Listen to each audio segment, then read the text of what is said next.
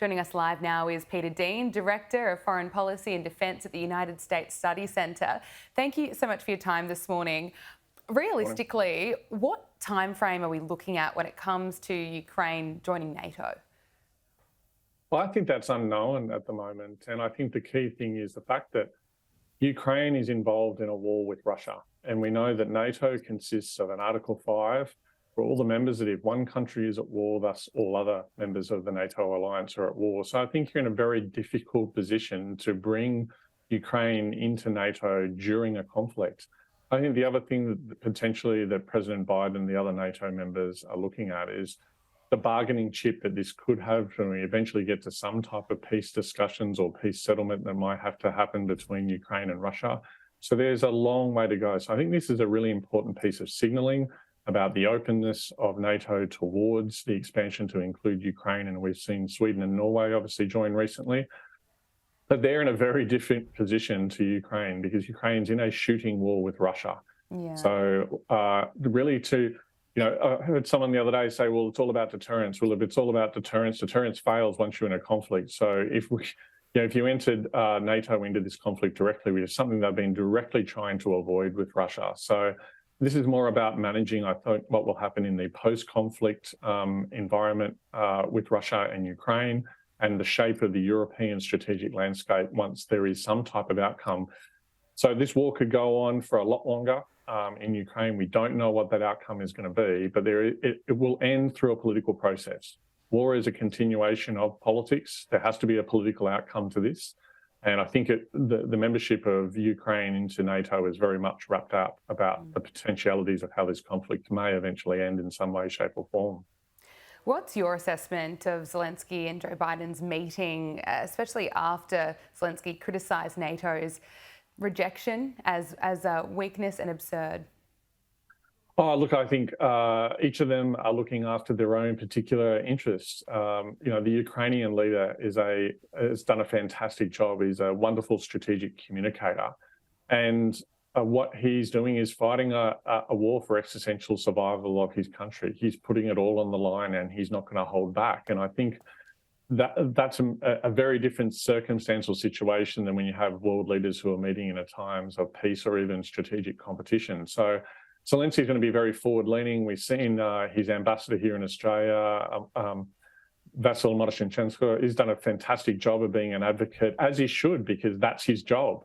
And that's, the leader, Zelensky's job as the leader of Ukraine. So he'll continue to push. And of course, President Biden's and the NATO's position is also about protecting their interests. So this is a matter of balancing the different interests.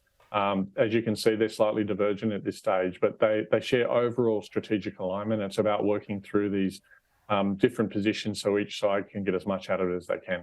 Was it to be expected that we'd see threats from Russia over Ukraine's desire to join NATO?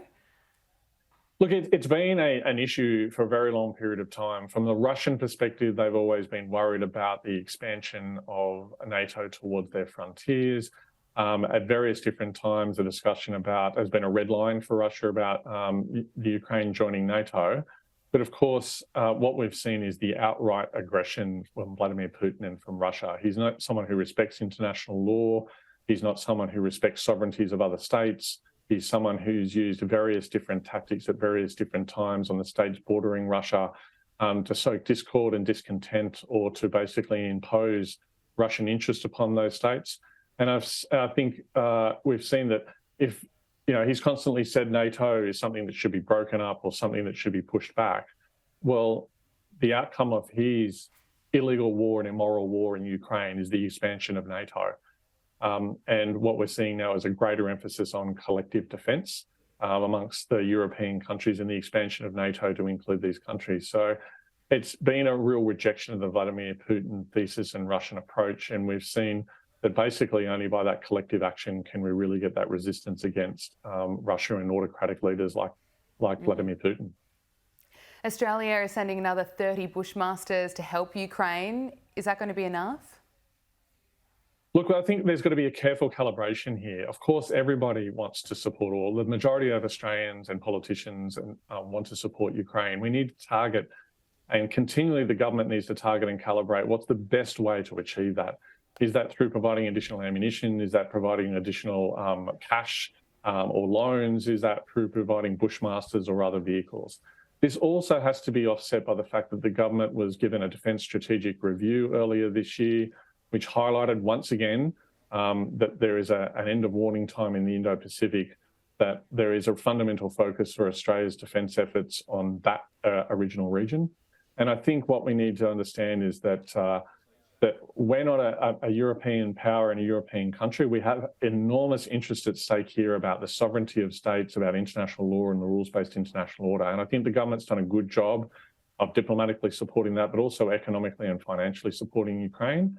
But for those who continue to call for a massive expansion of our aid and our endeavours into Ukraine, particularly our military equipment going to Ukraine, the question has to be asked then, well, what about our own security in our own region, which the DSR has pointed out is of enormous sense of urgency.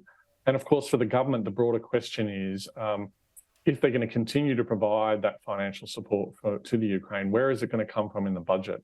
Because, you know, ambitions are limitless and resources are finite. The money has to come from somewhere. Largely, that money is being dealt with out of the existing defence budget. And the key question there is, that sustainable, given the commitment that the government's made to implementing the Defence Strategic Review and focusing on security in our region. So it's a real balancing act for the government here. As I said, it's critically important that we support Ukraine. It's about calibrating that to the right level, both financially and military aid-wise, and continuing to have a dialogue with the Ukraine and with the other NATO countries. Because what's really important about this stuff here as well is that we don't provide aid to Ukraine that they don't specifically need, or that is doubling up on the types of equipment that other states are giving. So coordination of our response is really critically important. And I think the government's done a pretty good job of calibrating that.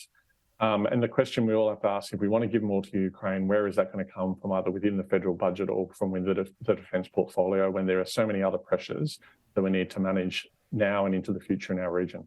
Peter Dean, we have to leave it there. Thanks so much for your time. My pleasure. Thank you very much.